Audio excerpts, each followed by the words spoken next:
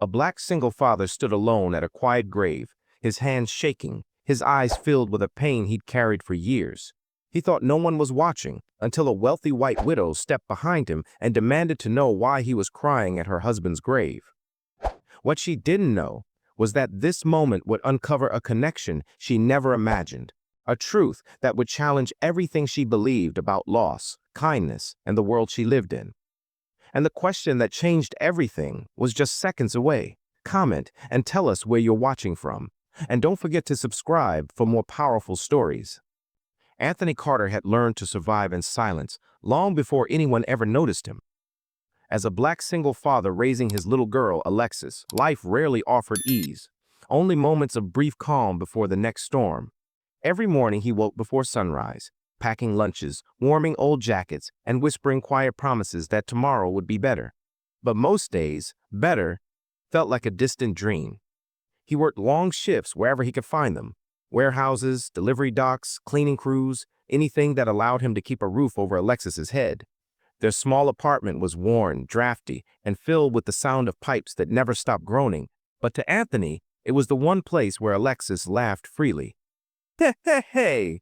And that was enough. Still, behind every small victory was the weight of everything he had lost.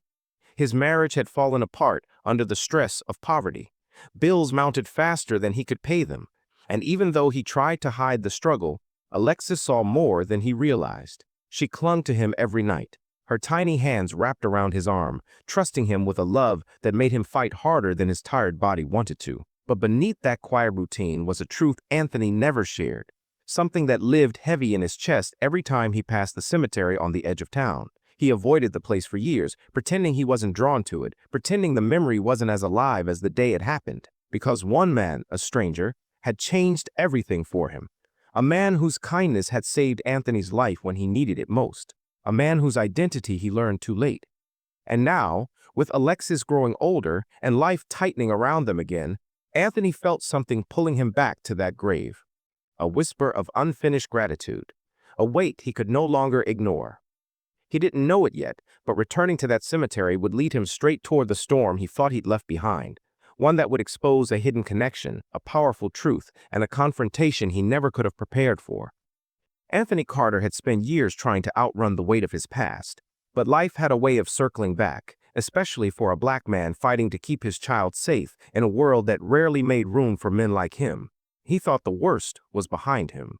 He thought he had survived the lowest point of his life, but struggle wasn't finished with him yet. The first blow came quietly. The warehouse where he'd spent long shifts lifting, stacking, and sweating through his worn boots shut down overnight. No warning, no severance. Just a cold notice taped to the metal doors. Anthony stared at it for a long time, his breath fogging in the morning air. Alexis needed school supplies, warm clothes, food, things that required stability he no longer had. Still, he told himself he could handle it. He could pick up more hours at his night job cleaning office buildings. He could stretch what little savings he had. He convinced himself he could keep them afloat. But trouble arrived in places he couldn't anticipate. The landlord raised the rent without hesitation, $200 more than Anthony could manage. The man didn't care about the broken heater or the peeling paint. All he cared about was the money. Anthony pleaded silently for time, for some kind of understanding, but the world didn't grant mercy to men like him. Then came Alexis's illness. It started small, a cough, a little fever. But within days, her tiny body shook with chills, her breathing grew shallow. The clinic gave him antibiotics, but without proper heat in the apartment, she got worse. Anthony spent nights sitting beside her bed, listening to her struggle for air, praying she'd make it through until morning. Every fear he'd ever buried rose to the surface. Losing a job was one thing, but losing Alexis? That was a nightmare he couldn't face. He opened the drawer where he kept his few important papers, bills, eviction warnings, old letters, and one small business card, the one given to him by the widow of the man who had once saved his life, Elizabeth Caldwell. He remembered the day he met her, the shock in her eyes when she realized why he stood at her late husband's grave. He had expected judgment. Instead, he had seen something else, compassion held tightly behind grief. Anthony stared at the card for a long moment. He didn't want to call. Pride kept him frozen. Fear kept him silent. But the sound of Alexis coughing, a deep, painful sound, broke through his hesitation. A father's fear outweighed everything. He reached for the phone. What followed happened faster than he expected. Elizabeth arrived at his door with urgency and clarity, taking in the freezing apartment, the dim lights, and the small girl burning with fever. She insisted they leave immediately, guiding Anthony and Alexis into her car and driving them to her property, a place he never imagined stepping into. Elizabeth's guest house was warm, clean, and safe, a world away from the cold walls Anthony had been fighting to survive in. Alexis rested for the first time in days, her breathing finally easing. A doctor arrived soon after, examining her with the kind of care Anthony hadn't seen in years. For a moment, hope returned. But peace is fragile. Anthony battled guilt every time he walked through the quiet, polished rooms of the guest house. He felt like an intruder in someone else's world, someone who didn't belong, someone constantly reminded of how quickly kindness could be mistaken for dependency. Still, he couldn't ignore how Alexis smiled more each day, how she warmed to Elizabeth, how the wind chime outside the guest house sang softly every evening like a fragile reminder of the man who once saved him. But storms gather quietly, and Anthony was about to face one. A storm that would test his pride, his past, and the fragile safety he had found. A storm that would drag him into a confrontation he never saw coming, one that would threaten to tear apart everything he had just begun to rebuild. The next knock on the door wouldn't bring comfort. It would bring the tension he feared most. Anthony had begun to believe that life was finally allowing him to breathe again. Alexis was healing. The guest house felt warm. Elizabeth checked on them often, her presence steady, calm, and unexpectedly comforting. For the first time in years, Anthony felt something close to stability. But stability has a way of shattering when the world decides a black man is standing somewhere he doesn't belong. It happened quietly at first, shadows moving where there should have been none, a tension in the air that didn't match the peaceful glow of the evening.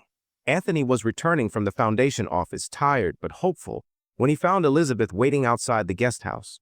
She looked like she had something on her mind, something delicate. But before she could speak, another presence stepped into the moment, hard and cold like a sudden gust. Her brother-in-law, a man who carried grief like a weapon and suspicion like armor. He didn't shout, he didn't accuse loudly, but the look in his eyes hit with the same force as any accusation ever could. It was the look Anthony had seen too many times in too many places. The quiet, cutting question of what a black man was doing in a world that wasn't built for him.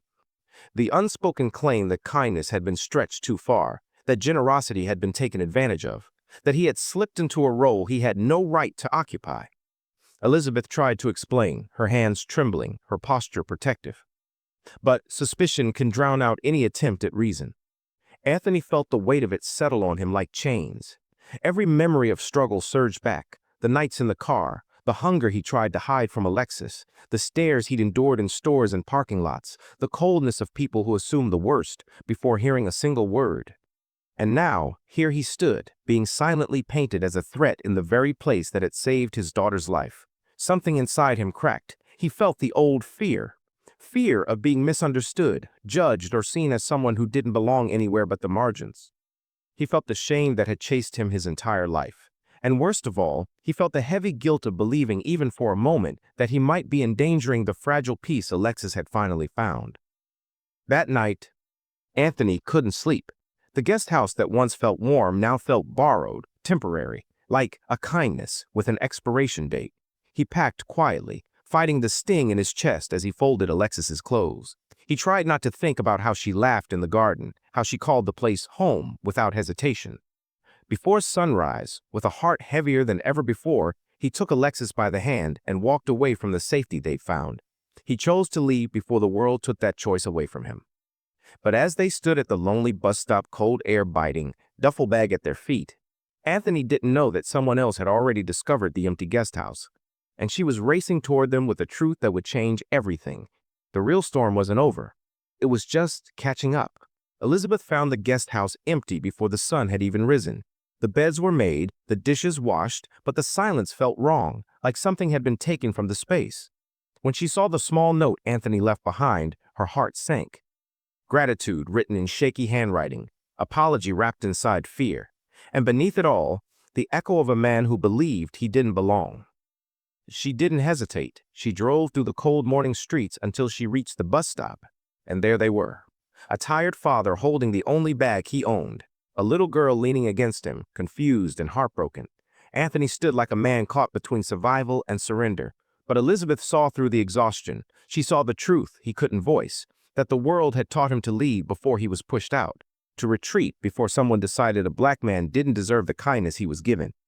When she reached them, something shifted, something that had been frozen since her husband died. Standing in front of that bus stop, she realized that the connection between their families wasn't built on charity or obligation.